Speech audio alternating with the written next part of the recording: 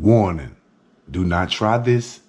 This video is not legal advice and does not create an attorney-client relationship. Please seek legal counsel regarding your particular situation. I'm telling you, do not try quoting these penal codes and end up with the FBI knocking on your door. Can I Google it and show you guys? Go ahead and Google.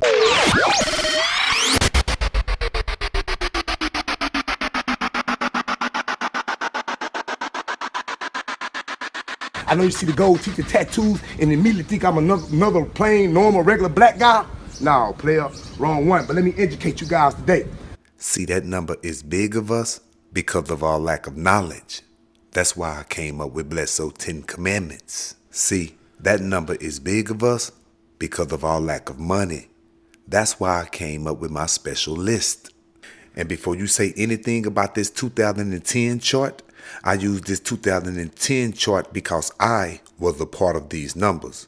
And speaking of numbers, this chart shows the number of people incarcerated per 100,000 people in each racial or ethnic category, meaning these traps and snares have been set for a specific group of people.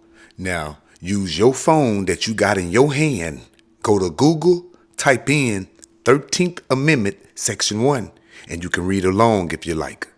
And it reads as follows. Neither slavery nor involuntary servitude except as a punishment for a crime whereof the party shall have been duly convicted shall exist within the United States or any place subject to their jurisdiction. And what that means is slavery and involuntary servitude is illegal. It's unconstitutional, except as punishment for a crime where the individual have been convicted. So if they can get a conviction out of you, they can get some involuntary servitude out of you. Use your phone that you got in your hand. Go to Google, type in involuntary servitude, and let's see what that means. You can read along if you like. Involuntary servitude or involuntary slavery is a legal and constitutional term for a person laboring against that person's will to benefit another under some form of coercion to which it may constitute slavery. Now use your phone that you got in your hand, type in coercion, and let's see what that means. You can read along if you like. Coercion is the practice of persuading someone to do something by using force or threats. Quote, our problem cannot be solved by any form of coercion, but only by agreement. End quote. I said, hold on. Don't that sound like a plea deal? Getting you to agree to the involuntary servitude? Rewarding you with lesser time if you agree? Or try to force you to agree by threatening you with more steeper, severe punishment? If there's no victim, there's no crime. That's why they need you to agree. They really don't have any grounds to be bothering you, but just because you never looked into this and read for yourself, because you don't have bail money, you don't have lawyer money, so we end up signing a plea deal, which is a conviction. Well, all of the trauma that I have been through while dealing with this judicial system has taught me to educate myself. Well, February the 21st, 2018, I was stopped in the city of Lott, Texas for speeding. The reason for the stop was a 63 and a 55, and they don't have a rear license plate. By Chief Hamilton. He's advising his first name is Ray, middle name is Clarence, or it may be Clarence Ray Bledsoe. I'm not for sure. Just run him both ways. As for the 81, just verifying, his date of birth is going to be July 4th of 1976. That's what he advised. 10-4, I do have a Ray Clarence Bledsoe. 10-4, does he show a current DL or anything about this subject, please? 10-5, sir. As for the 81, I do show a current DL and ID expiration, both July 4th, 2019.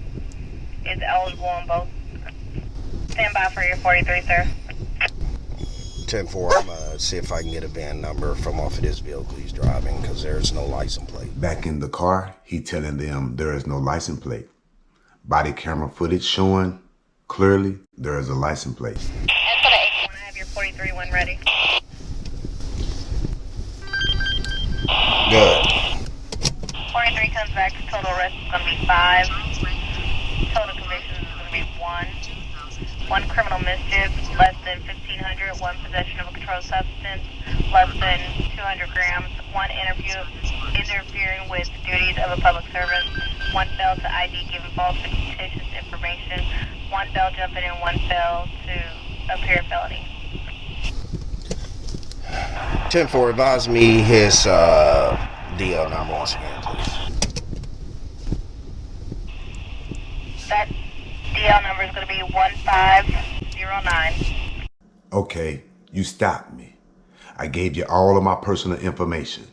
You ran my name. You did a 1043, my criminal history. The 5 charges I've been charged with and the 1 conviction. And I'm glad that you all able to see, as of February the 21st, 2018, nothing violent on my record. Okay, everything came back all clear.